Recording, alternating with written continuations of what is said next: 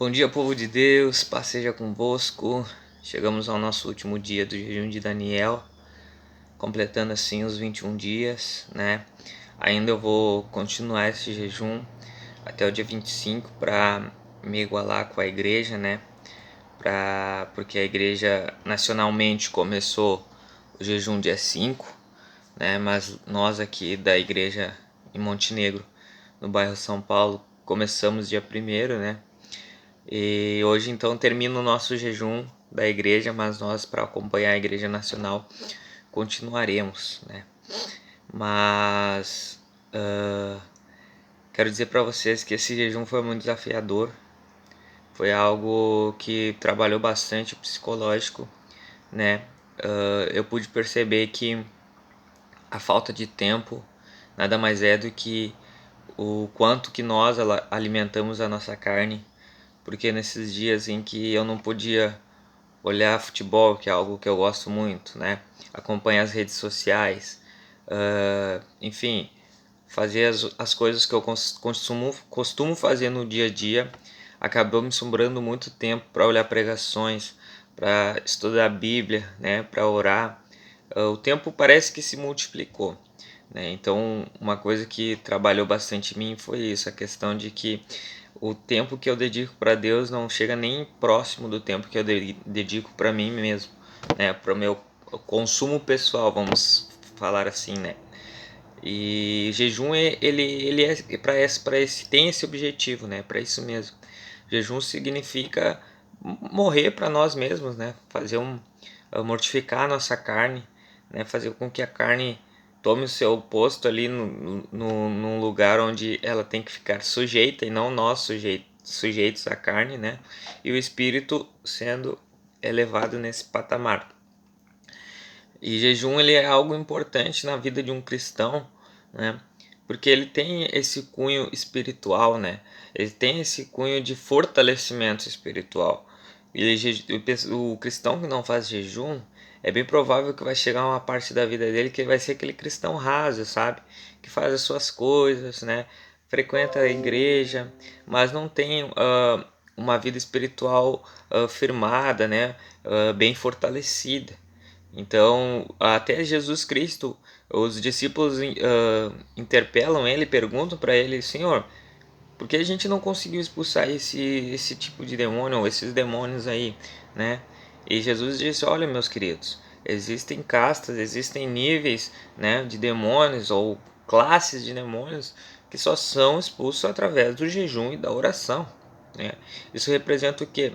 Fortaleza espiritual, base espiritual, né? Muque espiritual, porque é como uma academia. Como eu posso ser um cara bombado, né? Maromba, como eles falam, se eu não vou numa academia, né? Se eu só fico mentalizando isso, não, você amanhã eu vou acordar e vou ser marombado, né? Você bombado, você um cara forte. Eu vou acordar amanhã, eu vou estar do mesmo jeito, né? E questão espiritual, a mesma coisa. Como eu quero vencer uma batalha espiritual, se eu não alimento meu espírito, né, não treino ele, não faço com que ele venha a ter as suas habilidades específicas bem elaboradas. Então não há como. E o jejum é algo que é fundamental, faz parte de todos nós, né? E ajuda muito com o nosso autocontrole, a nossa disciplina, né? Tudo isso faz parte de uma vida cristã. As pessoas que não sabem controlar o que comem, né? O que fazem, né?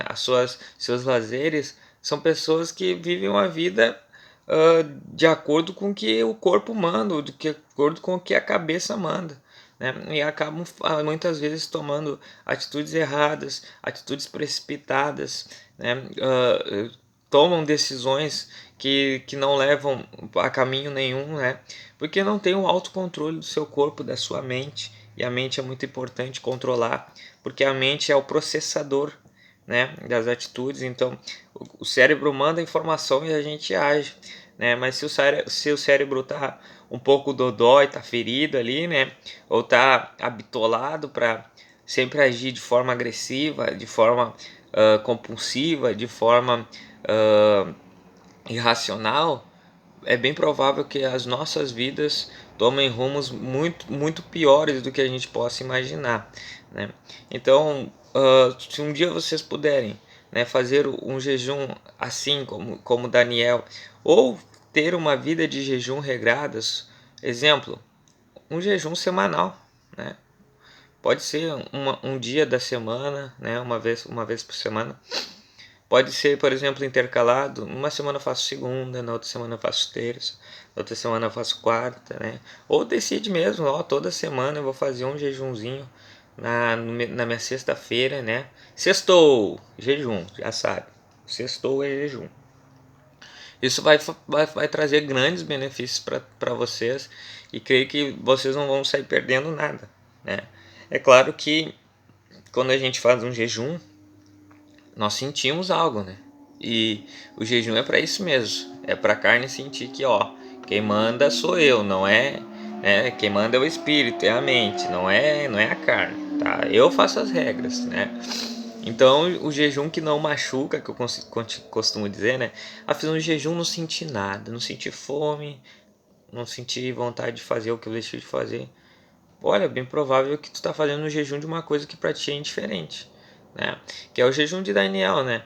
Por exemplo, eu coloquei na mesa ali com Deus todas as coisas que eu gosto de fazer, gosto de comer, e todas as coisas que eu tentava negociar, por exemplo, a carne vai fazer falta, eu trabalho pesado, eu vou ficar cansado, eu tirava, né? Porque isso era a minha carne, ou seja, o meu corpo dizendo, eu não consigo ficar sem isso, não consigo ficar sem isso.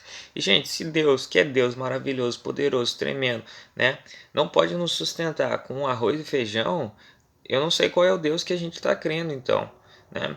A palavra de Deus demonstra lá que em certo momento o profeta Elias estava andando no meio do deserto lá, estava desolado, né? Daí sentou debaixo de uma árvore lá, já estava sem fôlego de vida, né? Tava desacreditado, né? Querendo morrer, sentou lá e deu uma dormida, né? E a palavra nos mostra que veio um anjo e trouxe um pedaço de pão e um pouco de água para ele. E disse para ele comer, porque a caminhada seria longa.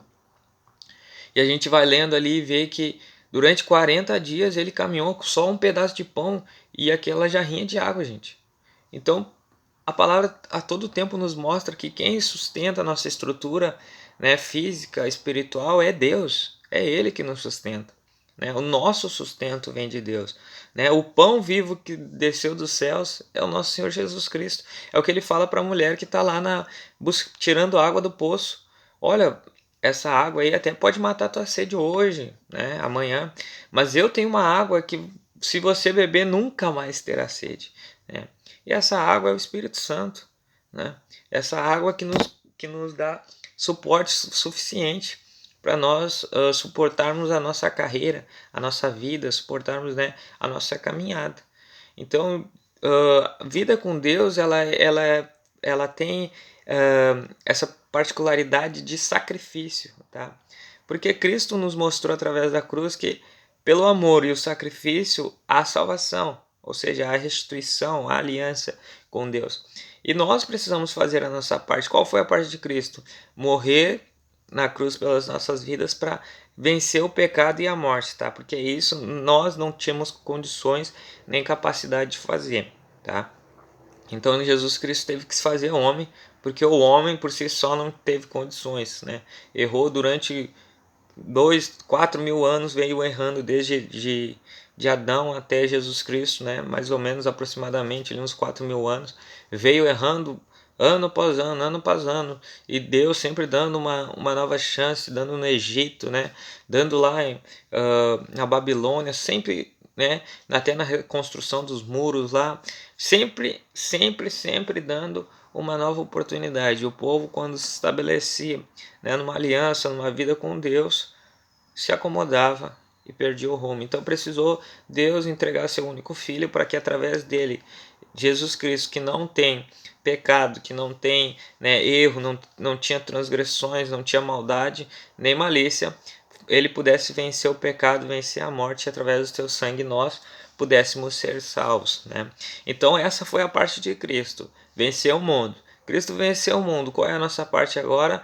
Tomar a nossa cruz, negarmos a nós mesmos e seguir a Cristo, né? Porque se porventura a gente toma nossa cruz, tá? Nossos deveres e compromissos, mas não decidimos seguir a Cristo, existe uma parte do processo que fica faltando, que é o parte do processo da aliança e santificação através de Jesus, né? Jesus Cristo deixou bem claro que ninguém vem ao Pai, ou seja, ninguém vai a Deus se não for através dele, né? Então não existe outra alternativa, outro método, outra forma de chegar até Deus, né? É só através de Jesus. A eternidade, ela fala, né? Só há como chegar na eternidade se for através do nome de Jesus, através desta redenção, né? Através dessa retomada, né? Desse nova aliança que foi feita através da morte do nosso Senhor, né? Então precisamos entender e compreender que o nosso papel ele é fundamental na nossa vida com Deus, ou seja, na nossa vida a partir da eternidade, né? Porque muitas vezes a gente enxerga a nossa vida aqui, vida terrestre, né? O ambiente, né? A vida em que nós vivemos, mas não conseguimos vislumbrar ou enxergar a vida na eternidade, que é a maior parte da nossa vida, gente. Olha, eu acho que aqui essa vida na Terra vai simbolizar, não sei, um trilionésimo, um quadralhésimo, né, ou 0,0000001 quinquagésimo da nossa vida que há por vir ainda. Tá? Então, isso aqui é um piscar de olhos na eternidade, essa vida que nós temos. Então, o que nós percebemos?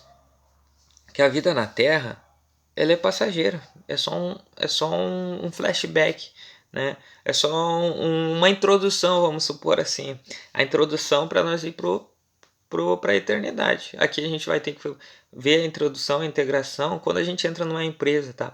A gente passa pela tal da integração, ou seja, conhecer como funciona a empresa, os princípios da empresa, né, os objetivos, a visão da empresa, para depois nós nos incluirmos lá dentro, né?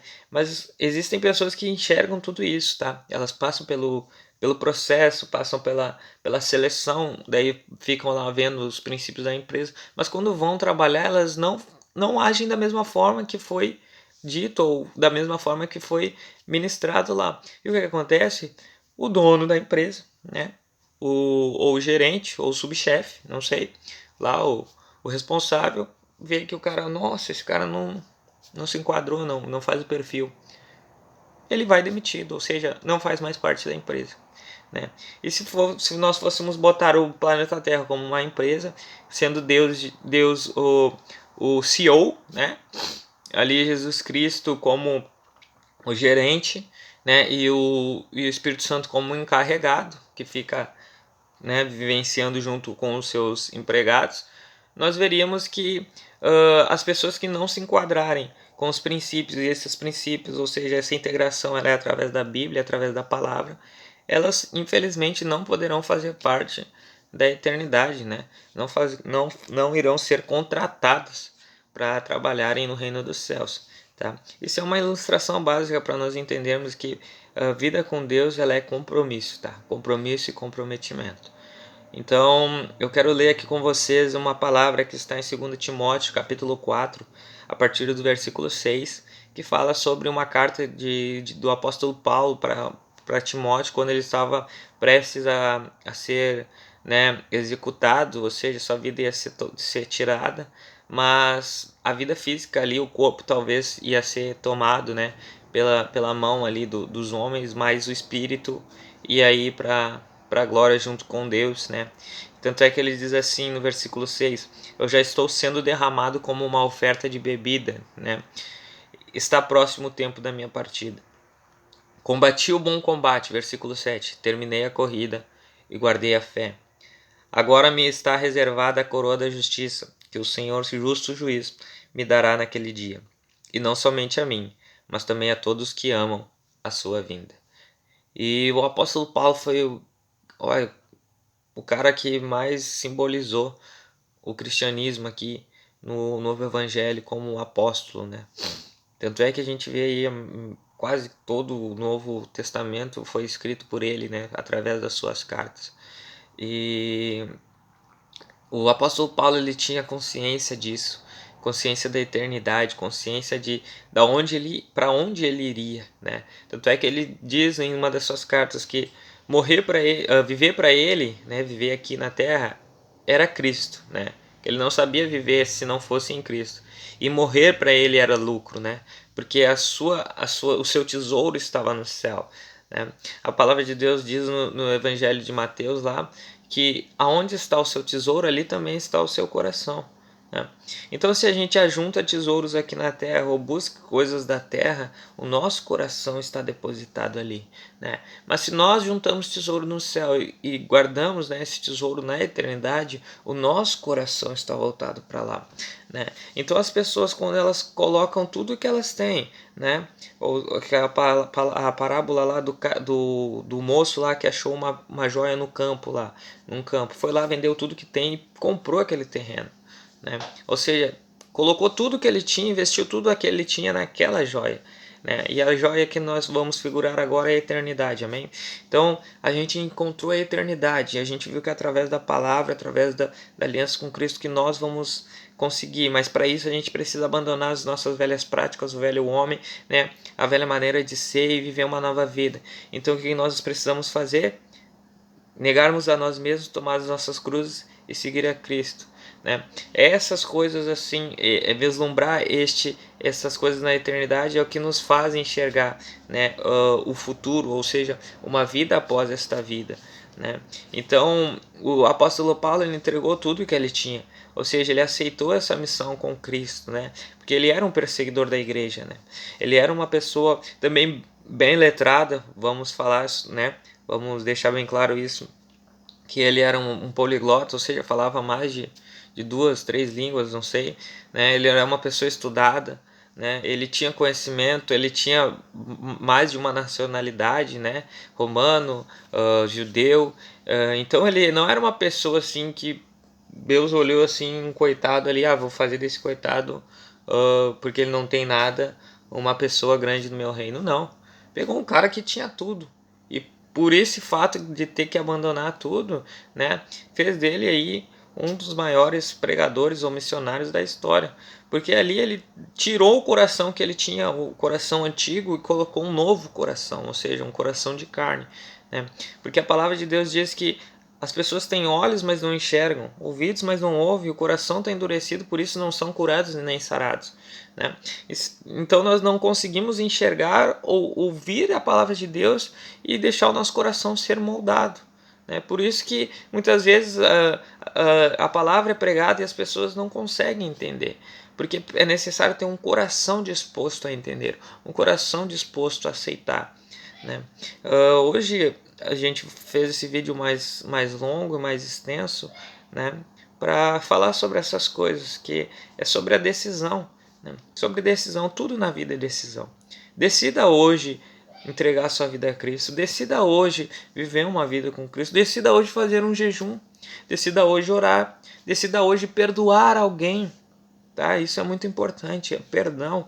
Decida hoje perdoar, decida hoje amar, amém? Decida hoje doar. Decida hoje, hoje. A gente tem o hoje à disposição. Amanhã a gente não sabe. Eu posso muito bem finalizar esse vídeo e lançar no YouTube, sair ali na rua para comprar um pão, sofrer um atropelamento, sofrer um acidente e acabar minha vida. E eu não me reconciliei com meus irmãos e, gente, ali vai ser o meu fim, não vou ter mais o que fazer. Então decida hoje, agora, fazer algo. Manda uma mensagem para alguém, né? Se reconcilia com um familiar, liga para ele quando vê a pessoa que brigou contigo está muito mais ansiosa, né, em se reconciliar do que você mesmo, né? Então decida hoje tomar uma nova atitude, né? Uma nova vida, um novo rumo a partir das coisas de Deus, né? Por curiosidade, hoje é dia de Tiradentes, feriado nacional, né?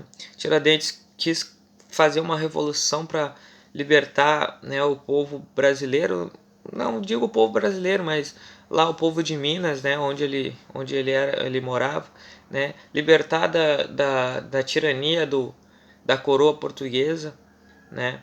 E ele foi traído, assim como Jesus foi traído, tá? Porque um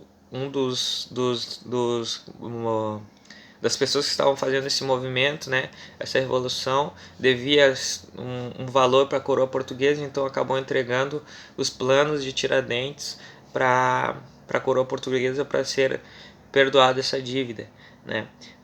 Então Tiradentes foi enforcado em praça pública, foi esquartejado, né? E virou um símbolo, né? Só que qual é a diferença?